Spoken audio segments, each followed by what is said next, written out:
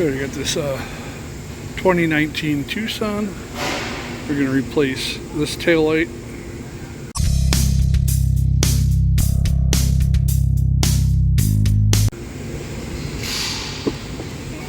Open up the back here.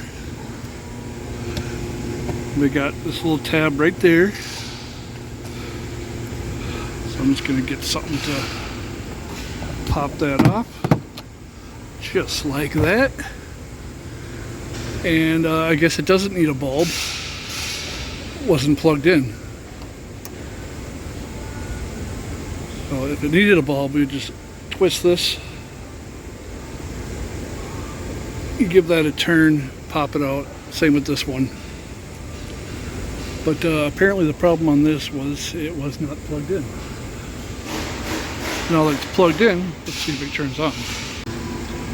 And you see it works now that it's plugged in. So the other bulb is your reverse light. So this one is for the reverse light. This one's for just the tail light.